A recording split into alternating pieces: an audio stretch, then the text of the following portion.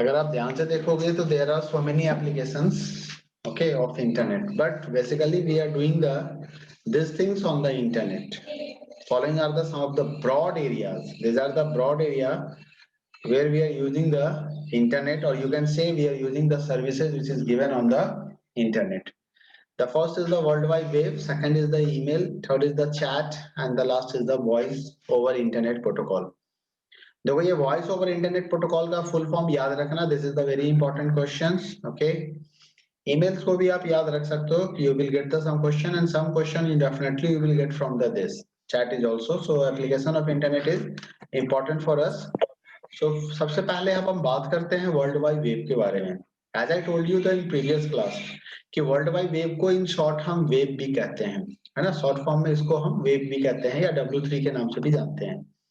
Actually it is the ocean of the information, because आपको कुछ भी आज के डेट में सर्च करना होता है तो आप क्या करते हो, आप सीधा जाते हो गूगल करने के लिए, आप कहते हो गूगल कर लेते हैं. तो आप क्यों करते हो ऐसा, आपको क्या लगता है? बिकॉज यू थिंक दैट कि इंफॉर्मेशन इज अवेलेबल देयर. तो इंफॉर्मेशन आखिर अवेलेबल है कैसे, तो अभी हम बाद में बात करेंगे. बट हमें लगता है कि वहां पे बहुत सारा इंफॉर्मेशन है, तो it is just like a ocean of information. Okay, anything we can get from there. It is stored. और इंफॉर्मेशन स्टोर्ड कैसे होता है, तो इंफॉर्मेशन जो वहां स्टोर्ड है वो वेब पेजेस के फॉर्म में है. कितने पेजेस वेब पेजेस हैं? Trillions of interlinked web pages हैं. इंटरलिंक का मतलब हो गया कि एक पेज से दूसरे पेज पे जा सकते हो, दूसरे से तीसरे पे जा सकते हो, तीसरे से चौथे पे जा सकते हो, लाइक दिस. तो ये क्या है कि इंटरलिंक स्ट्रक्चर्स वहां पे बन रहा है. तो ऐसे पेज आपको वहां पे दिखाई दे रहे हैं, ठीक है. एंड वेब रिसोर्सेज, इसे हम रिसोर्सेज भी कहते हैं. The resources on the web can be shared और एक्सेस थ्रू द इंटरनेट. अब ये चीज तो हम सभी को पता है कि अगर हम इंटरनेट से कोई चीज, जो रिसोर्सेज वेब पेजेस के फॉर्म में अवेलेबल हैं, वो हमें एक्सेस करना होगा तो हमें किसकी रिक्वायरमेंट होगी? हमें इंटरनेट की रिक्वायरमेंट होगी. तो we need internet also. Earlier to access the file residing different computers, one had to log in individually. पहले के टाइम में क्या होता था कि अगर मान लो इस कंप्यूटर पे कोई इंफॉर्मेशन रखा हुआ है, तो आपको क्या करना होगा, इस कंप्यूटर पे आके डायरेक्ट लॉगिन करना होता था. यहाँ पे जो लॉगिन आईडी होती थी, यहाँ से डायरेक्ट आप फाइल को कॉपी करते थे और अपने पास लेके जाते थे. मतलब फिजिकली आपको आना पड़ता था इस कंप्यूटर के पास, ठीक है. लेकिन beside file in different computers were sometime in different format and it was difficult to understand each other files and documents. तो यहाँ पे एक समस्या और भी होती थी कई बार कि जैसे आप दूसरे के कंप्यूटर से फाइल कॉपी कर रहे हो, तो ऐसे केस में हो सकता था कि उसके कंप्यूटर पे फाइल का फॉर्मेट डिफरेंट हो, तो it's not able, your computer is not able to read it. तो यहाँ पे एक सर टिम बर्नर लीज हैं, they is the British computer scientist. तो इन्होंने क्या किया, इन्होंने जो सबसे पहला कंसेप्ट दिया था 1990 में, वर्ल्ड वाइड वेब का कंसेप्ट दिया था. इन्होंने बताया था कि इंटरनेट क्या होगा, कैसे इंफॉर्मेशन को शेयर किया जाएगा.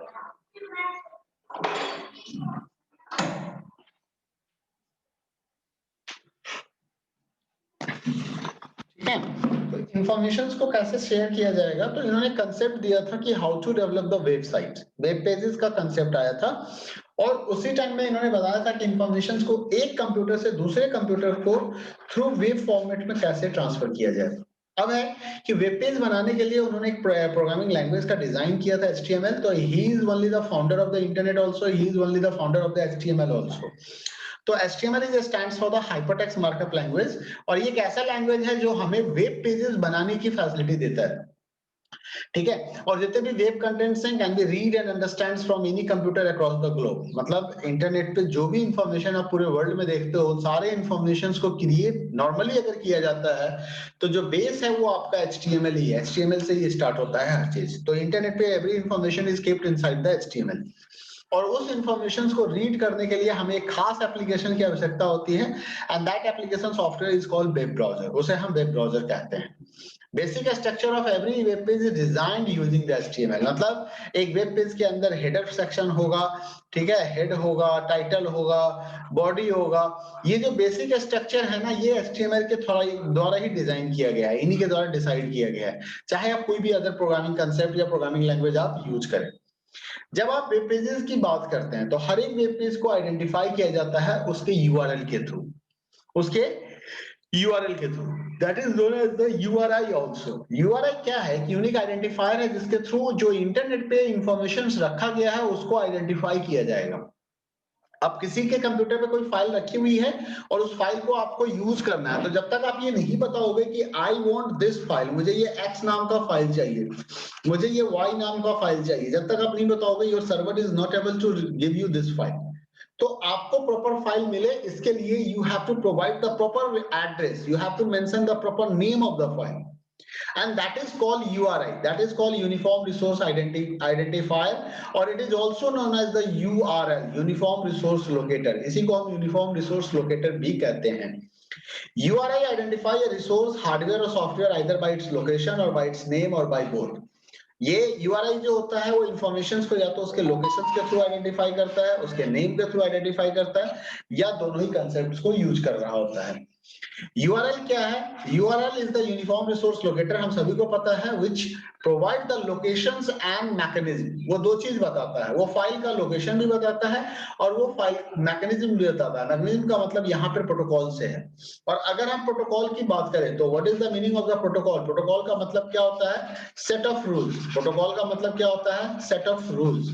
ठीक है, set of rules that is governed by for sharing of internet. तो that is the meaning of the protocol. Communication के लिए हमें कुछ रूल्स फॉलो करते हैं, जो हम रूल्स फॉलो करते हैं, जो सेट ऑफ रूल्स हम फॉलो करते हैं, उसी को हम क्या कहते हैं? That is called protocol. Okay, अब URI जो है, URL के थ्रू ही, URL को ही URI भी कहते हैं, URL के थ्रू ही हम किसी भी वेबसाइट को एक्सेस कर सकते हैं। तो अब देखोगे कि whenever you want to access the any website, आपको उसका नाम याद रखना होता है, तो this is the name of the website, और इसे हम डोमेन नेम भी कहते हैं। www क्या है? रिपोजिटरी सिस्टम है।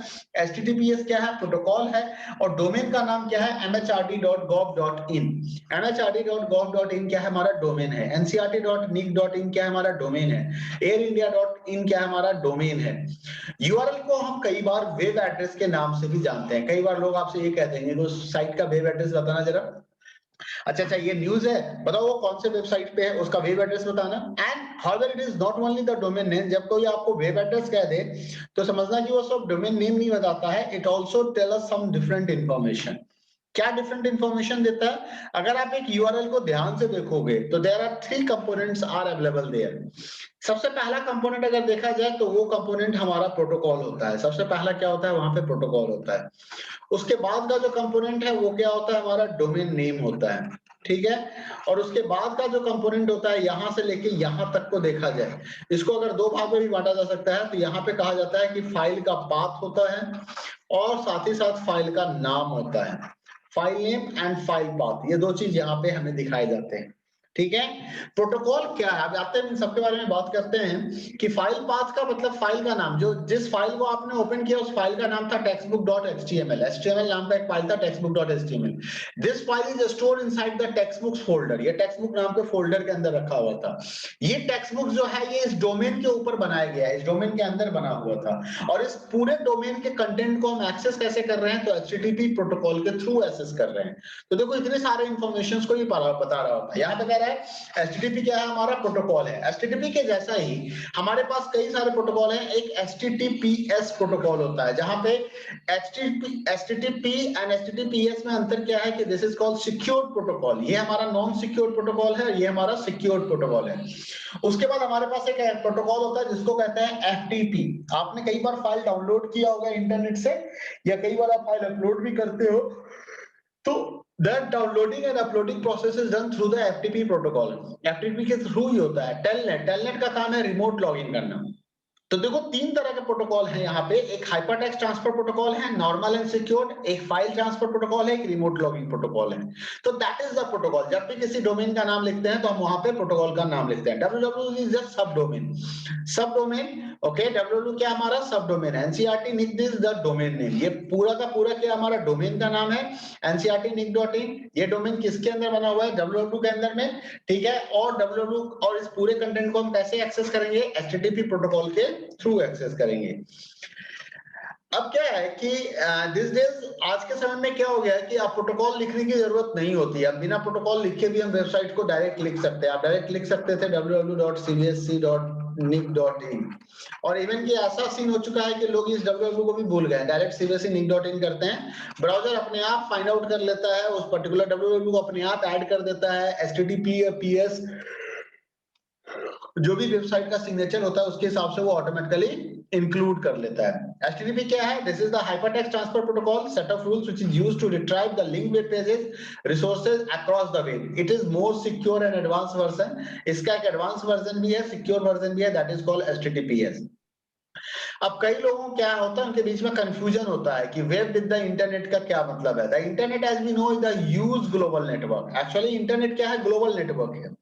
इंटरकनेक्टेड कंप्यूटर्स के कई सारे कंप्यूटर वहां पे कनेक्ट हो रहे हैं, which may or may not have any file or web pages to share with the world। जहां पे उसके पास कोई और फाइल हो भी सकता है, नहीं भी हो सकता है। वो फाइल अगर होगा तो उसे क्या करेगा? शेयर करता है। नॉर्मली फाइल को वो शेयर कर रहा होता है। यहाँ पे आपको ध्यान देना है कि जब कभी भी किसी वेब पेज को देखते हो तो उसके ऊपर कई सारे लिंक फाइल क्रिएट होते हैं। कई सारे जगह पे आपने ऐसा महसूस किया होगा कि whenever you move your mouse pointer there, your mouse pointer shape is gets changed like this shape। वो माउस पॉइंटर का जो शेप है वो चेंज हो जाता है, कुछ इस तरीके से माउस पॉइंटर का शेप हो जाता है ना? आपने कई बार ध्यान दिया होगा इस चीज को। Actually what is the meaning of this? It means that कि वो टेक्स्ट जो है वो हाइपरलिंक टेक्स्ट है। हाइपरलिंक टेक्स्ट का मतलब क्या होता है कि अगर हम इस टेक्स्ट पे क्लिक करेंगे तो it's try to open the another file. एक दूसरा फाइल ये खोल के हमें दे देगा उसी समय पे। ठीक है, तो that is the meaning of the hyperlink और इंटरलिंकिंग ऑफ ओके। तो वेबसाइट के ऊपर क्या है? इंटरनेट के ऊपर देखा जाए, वेब के ऊपर देखा जाए तो we have a several web pages, this all are the interlink and उन सभी को हम इंटरनेट पे एक्सेस कर सकते हैं। World wide web today give us the user access to vast collection of information created and shared by people. Internet को use करते समय हमें एक फायदा ये भी मिल जाता है कि वो नोट्स या वो इंफॉर्मेशन बनाया जाता है यूएस के द्वारा और यूके के द्वारा, किसी और चाइना और जापान के द्वारा, बट उसे एक्सेस हम कर रहे होते हैं या हमारे द्वारा वो इंफॉर्मेशन बनाया गया होता है और उसे एक्सेस कोई और कर रहा होता है। तो that is the advantage of the internet. It is used today the most popular information retrieval system. तो वर्ल्ड वाइड वेब को हम क्या कहते हैं? इंफॉर्मेशन रिट्राइवल सिस्टम भी कहते हैं। Next we are going to talk about the mail. Earlier time what happened? The peoples are sending the mail and it's take the some time, but what happened nowadays? Nowadays we people are going to send the mail immediately and the receiver also receive it। okay, so what is that mail? जो mail हम आज के समय में कर रहे हैं उस मेल को हम क्या कहते हैं? Normally this is called the email। E stands for the electronic, mail is the mail। So email is the short term of electronic mail and it is the most common and popular way for sending and receiving message using the internet। Internet की मदद से data को भेजना और receive करना। An email can be sent any time। देखो एक email कभी भी किसी समय तुम भेज सकते हो। जस्ट जरूरत किस चीज की है? तो इंटरनेट कनेक्शन की जरूरत है।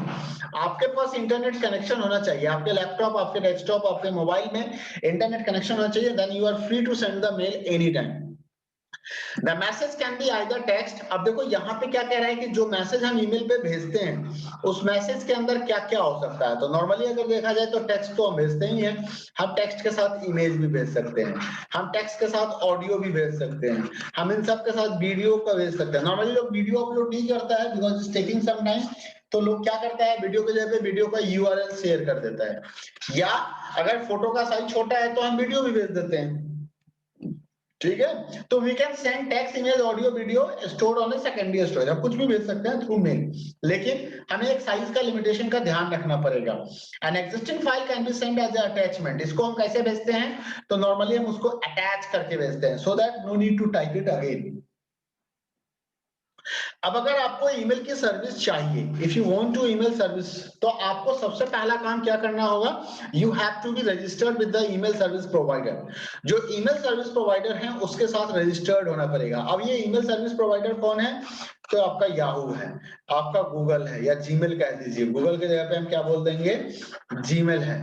ठीक है, माइक्रोसॉफ्ट हो गया, है ना, उसके बाद रेडिफ मेल हो गया, हॉटमेल हो गया। तो कई तरह के मेल सर्विस प्रोवाइडर हैं, तो वहां से जाके आप ईमेल क्रिएट कर सकते हो। कई बार हमें बिजनेस ईमेल की जरूरत पड़ती है तो हम पेड वर्जन करते हैं, है ना, ये हमें फ्री में मिल जाता है। लेकिन बिजनेस पॉइंट ऑफ व्यू से अगर परचेज करना हो तो हमें पेड वर्जन लेना होता है। ठीक है, अगर कई सारे ऑर्गेनाइजेशन ऐसे हो गए हैं जो आज के डेट में कस्टमाइज ईमेल प्रोवाइड करते हैं। जैसे आप सभी का देख लो, we all are having a customize email where what happen. Customize email में क्या होता है? यूजर का नाम होता है abc@ company.com, कंपनी का नाम होता है उसके आगे, जो भी कंपनी है उस कंपनी का नाम लगाया हुआ होता है। मतलब ऐसा नहीं है कि उसकी मेल आईडी abc@gmail.com होता है, उसकी जो आईडी होगी वो abc@companyname.com होगा, यानी कि उस कंपनी का नाम आ जाएगा इस जगह पे। तो ऐसे ईमेल आईडी को हम कस्टमाइज ईमेल आईडी कहते हैं या बिजनेस ईमेल आईडी के नाम से भी जानते हैं। There are some facilities which you will get through the email user. Email के थ्रू आपको क्या क्या फैसिलिटी मिल जाती है, तो एक तो ईमेल बनाना और आसान होता है, क्रिएट करना। आप फाइल को अटैच करके भेज सकते हो, ईमेल को सेव कर सकते हो ड्राफ्ट के रूप में, ताकि आप फ्यूचर में उसको शेयर कर सको, भेज सको। Creating email is also term as the composing, इसको कंपोजिंग भी कहते हैं। Sending and receiving mail, same mail can be sent to the multiple email address simultaneously। एक ही मेल को आप कई लोगों को भेज सकते हो और कई लोगों से आपको मेल आ भी सकता है। Sending the copy of mail or private copy। ध्यान देना, जब आप मेल करते हो ना तो आपसे तीन तरह का एड्रेस पूछा जाता है, एक टू होता है, एक सीसी होता है, एक बीसीसी होता है। टू का मतलब आप किसको भेजना चाहते हो, यानी कि रिसीवर का एड्रेस आपको प्रोवाइड करना है। सीसी का मतलब हो गया कि यही मेल में किसी और को भी अटैच करना चाहता हूं फॉर रिकॉर्ड के लिए, प्रूफिंग के लिए, प्रूफ दिखाने के लिए कि हम क्या करते हैं, किसी और को भी मेल भेजना चाहते हैं तो हम सीसी कर देते हैं। बीसी का मतलब क्या होता है कि हम यहाँ पे वो मेल आईडी लिखते हैं, उसका एड्रेस लिखते हैं, हम जिसके बारे में हम नहीं चाहते कि कोई और जाने, मतलब हम चाहते हैं कि इन दोनों को पता ही ना चले कि मैंने मेल इसको भी भेजा है, तो वो एड्रेस हम कहाँ लिखेंगे, हम बीसीसी में लिखेंगे, और इसका मतलब होता है ब्लाइंड कार्बन कॉपी। हम ईमेल को यहाँ पे क्या करते हैं, ईमेल को फॉरवर्ड करते हैं, रिसीव करते हैं, कई बार फिल्टर स्पैम को फिल्टर करते हैं, कई बार हम फोल्डर भी बनाते हैं, ईमेल को कैटेगराइज करके उसके अंदर स्टोर करके रख लेते हैं, सो दैट हमारे लिए एक्सेसिंग आसान हो जाएगा। हम ईमेल आईडीज को manage, creating a manage email ID for the people you know, आप किसी और के लिए भी ये काम कर सकते हैं। Setting signature, footer can be inserted. Email service provider में ये भी सर्विस देता है कि हम खुद का फुटर डिसाइड कर सकते हैं, जैसे कि आप जब कभी भी कोई मेल करो तो ऑटोमेटिकली लिखा हुआ है रिगार्ड्स एंड आपका नाम, ठीक है। तो कुछ ऐसे मैसेज फिक्स हैं जो चाहते हैं कि हर एक मेल के साथ अटैच होकर जाए, उसे हम फुटर के नाम से या सिग्नेचर के नाम से जानते हैं। तो आप ये भी काम कर सकते हो, आप ईमेल को प्रिंट कर सकते हो, ईमेल को फाइल की तरह सेव कर सकते हो, आप ईमेल सर्च करके ढूंढ सकते हो कि कोई ईमेल आपके पास पहुंचा या नहीं पहुंचा, ईमेल सर्च कर सकते हो ईमेल एड्रेस से, ईमेल सर्च कर सकते हो ईमेल के सब्जेक्ट लाइन से, तो किसी भी तरीके से आप उसे चाहो तो वहां पे सर्च कर सकते हो। Next we are going to talk about the chat. Chat क्या होता है, इसको हम इंस्टेंट मैसेजिंग सिस्टम भी कहते हैं, IM के नाम से भी जानते हैं, इंस्टेंट मैसेजिंग। एंड किसी को मैसेज भेजना, किसी से मैसेज रिसीव करना, इस पूरे प्रोसेस को हम चैटिंग कहते हैं। क्या कहते हैं, चैटिंग कहते हैं। तो यहाँ पे क्या होता है कि हम पीपल से कम्युनिकेट करते हैं, जो पीपल अलग अलग लोकेशंस पे होते हैं, और रियल टाइम कम्युनिकेशन होता है। Just now I am sending you message and you people are receiving the message, मतलब क्या हो गया, इमीडिएटली आपको मैसेज मिल जाता है और आप चाहो तो उसमें रिप्लाई ऐड कर सकते हो। यहाँ पे क्या होता है कि जब आप चैटिंग कर रहे होते हो तो ये जस्ट लाइक का फोरम होता है, जहां पे बहुत सारे लोग एक दूसरे से जुड़े होते हैं और वो अपने कॉमन प्रॉब्लम्स को, कॉमन इंटरेस्ट को डिस्कस कर रहे होते हैं, ठीक है। आप मैसेज जो भेजोगे, इंस्टेंट भेजोगे, तुरंत मैसेज वहां पहुंच जाता है, बस आपके इंटरनेट का कनेक्शन प्रॉपर होना चाहिए। The sender types the message and send it, receiver immediately receive the message and give the response after reading the message, and this happen in all things are happen in a real time. Real time मतलब होता है immediate किसी काम का हो जाना, ठीक है।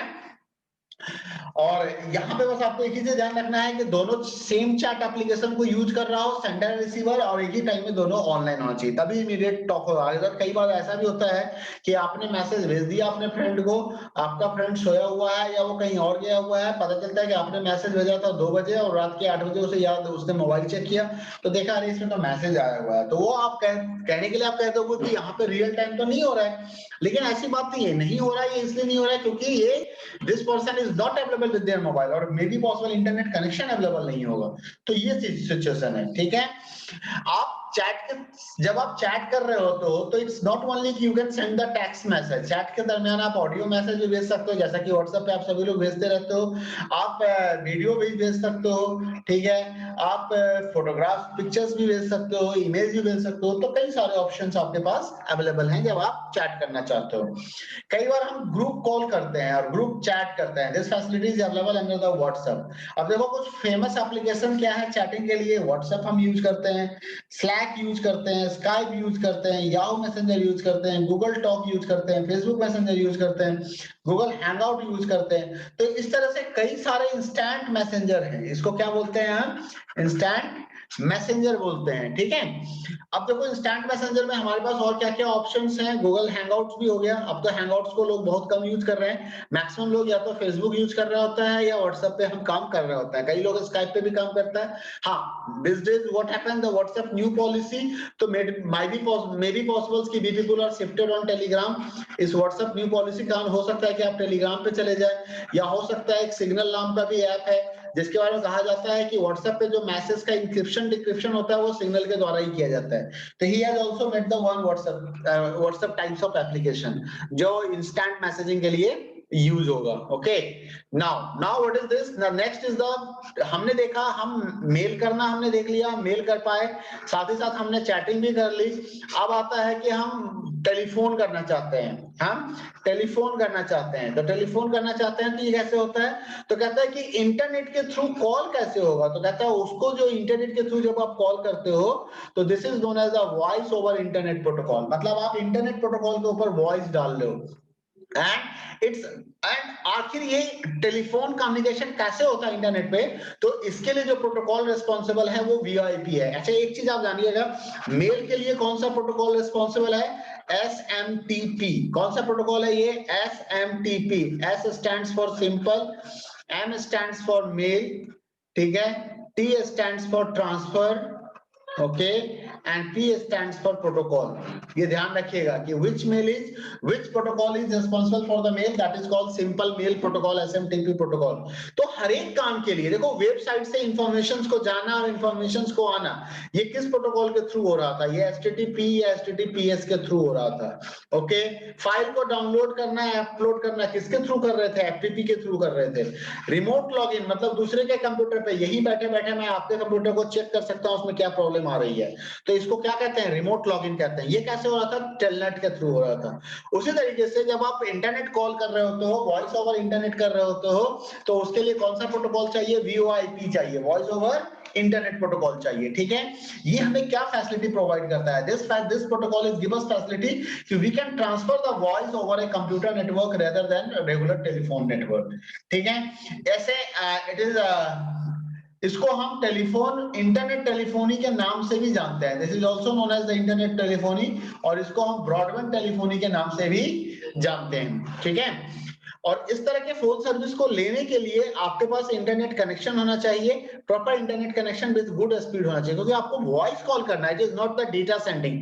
डेटा तो चलो ठीक है, आपने कोई फाइल, मान लो किसी ने व्हाट्सएप पे आपको एक फाइल भेज दी, आप उसको डाउनलोड कर रहे हो, अगर if you having the good internet speed, वो फाइल हो सकता है 1 मिनट में डाउनलोड हो जाए, और हो सकता है कि 5 मिनट में डाउनलोड हो जाए, तो कोई बात नहीं है। लेकिन ऑडियो की बात करें, जैसे अभी मैं बता रहा हूँ, बोल रहा हूँ, ये आवाज आपके कानों तक नहीं पहुंचे, तो ये रियल टाइम नहीं होगा, तो इसलिए गुड इंटरनेट स्पीड की निहायत जरूरी होती है यहाँ पे। कहते हैं कि वीओआईपी काम कैसे करता है, this works on the simple principal. बहुत आसान सा प्रिंसिपल है इसके काम करने का। क्या है प्रिंसिपल, वो क्या करता है, एनालॉग वॉइस सिग्नल में कन्वर्ट, डिजिटल सिग्नल्स को एनालॉग वॉइस सिग्नल में कन्वर्ट कर देता है और फिर उसको ब्रॉडबैंड लाइन पे ट्रांसफर कर देता है। दो एडवांटेज हैं इसके, एक तो ये फ्री होता है और बहुत इकोनॉमिकल होता है, या तो फ्री होगा या बहुत ज्यादा चार्ज नहीं होगा, that is the advantage of this. Internet call करने के लिए लोग सुटेबल होता है, और मैक्सिमम लोग यूज करते हैं वॉइस को। स्काइप कॉल आप करते हो ना, वॉइस ओवर इंटरनेट प्रोटोकॉल ही होता है। उसके बाद आपके पास क्या होता है, voice calls can be received and made using IP phones from any place having internet access. मतलब अगर आपके पास आईपी फोन हो तो आप उसके थ्रू बिना, मतलब इंटरनेट अवेलेबल होना चाहिए, आप कहीं से भी कॉल कर सकते हो। VIP has increase the portability and functionality of the voice calling system. और इनकमिंग फोन कॉल्स, मतलब वॉइस के कारण क्या हो गया है कि इतनी ज्यादा इसमें चेंजेस आ गए कि लोग, ऐसा नहीं है ना, हम आसानी से वॉइस इसमें शेयर कर पा रहे हैं, ठीक है। इनकमिंग फोन कॉल्स के लिए भी हम इसको यूज कर ले रहे हैं, और ये इनकमिंग फोन कॉल्स को ऑटोमेटिकली रूट किया जा सकता है वॉइस ओवर फोन के ऊपर, सो दैट कि जनरल फोन पे फोन ना आके मेरे वॉइस फोन पे फोन आ जाए।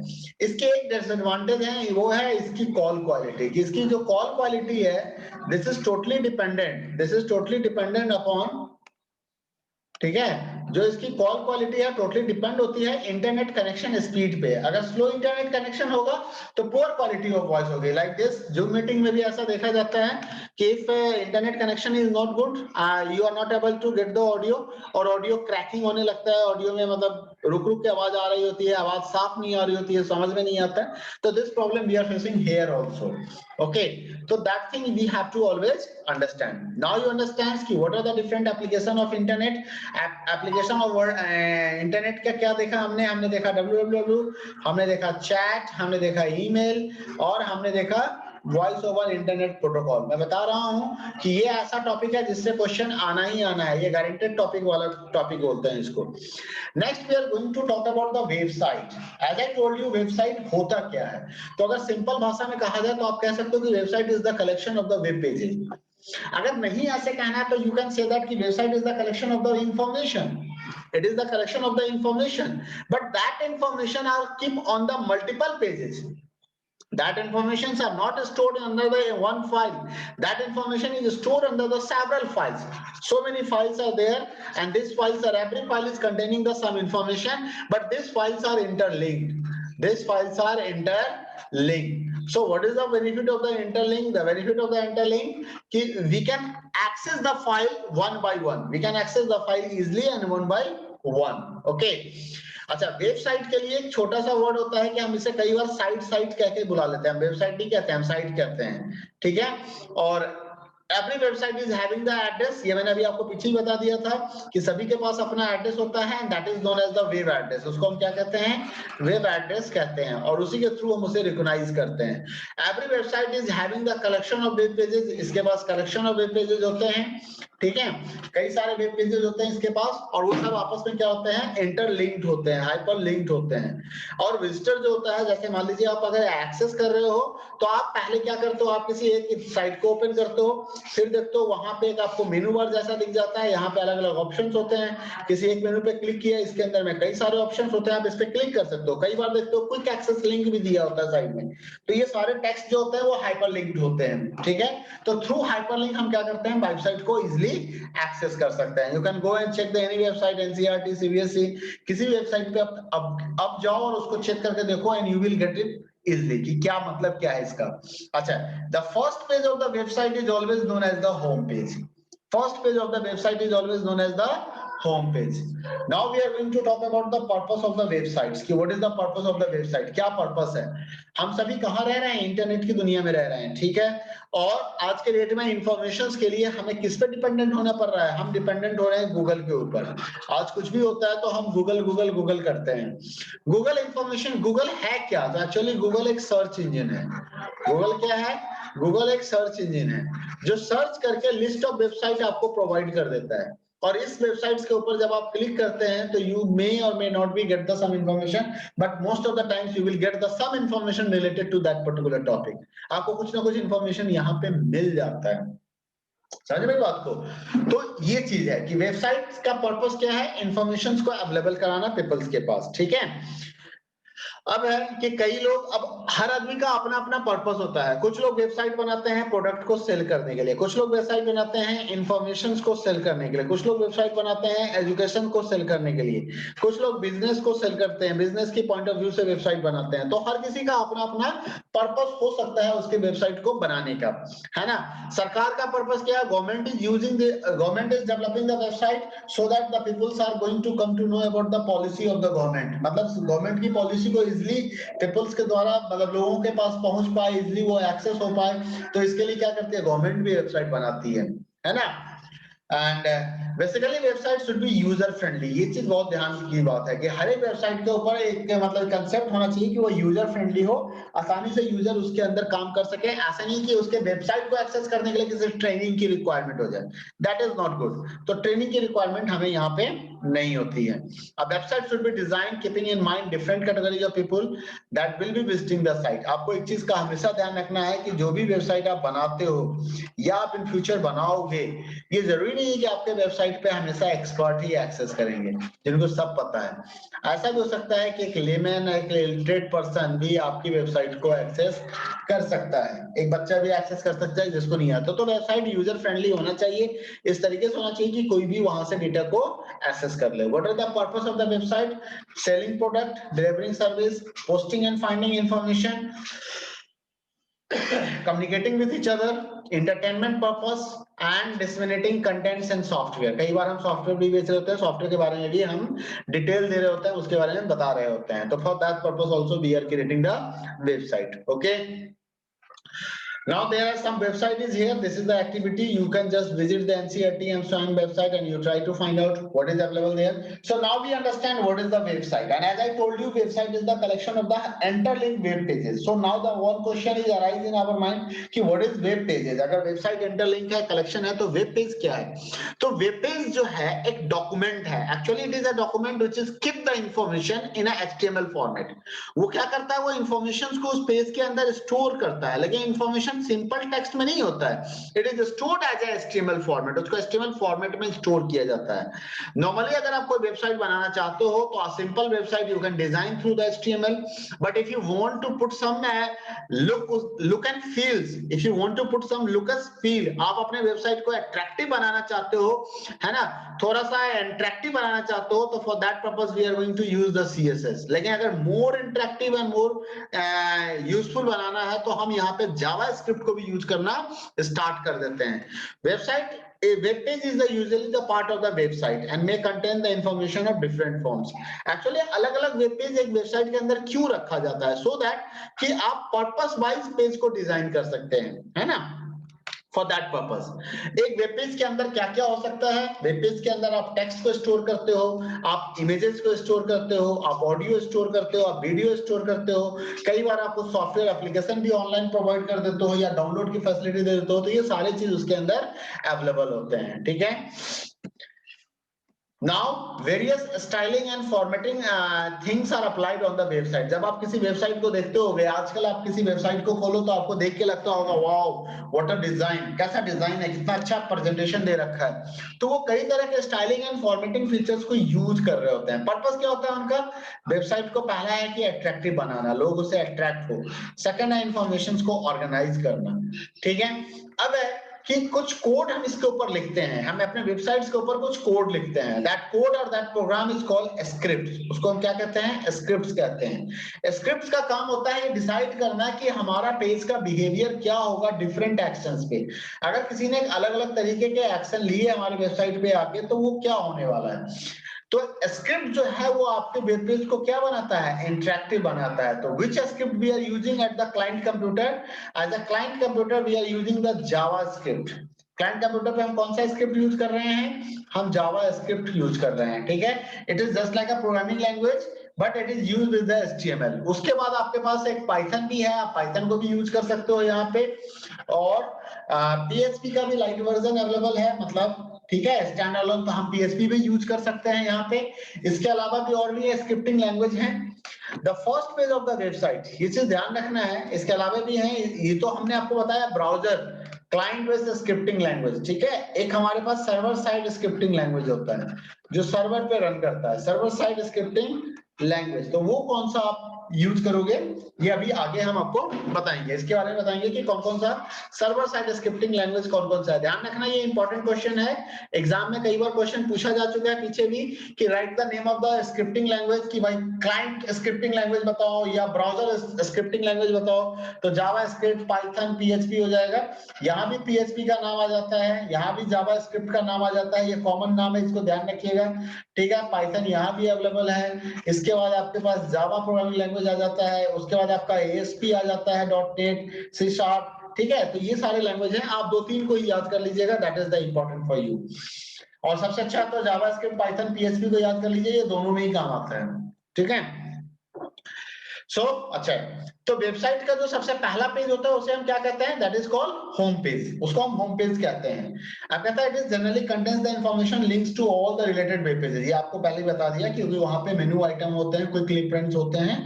Every web page is having the unique address, और उस एड्रेस को आपको कहां लिखना होता है? एड्रेस बार में लिखना होता है। Hence if you want to view a particular web page, किसी वेब पेज को यूज करना है तो आपको उसके एड्रेस को टाइप करना होगा, कहां पे?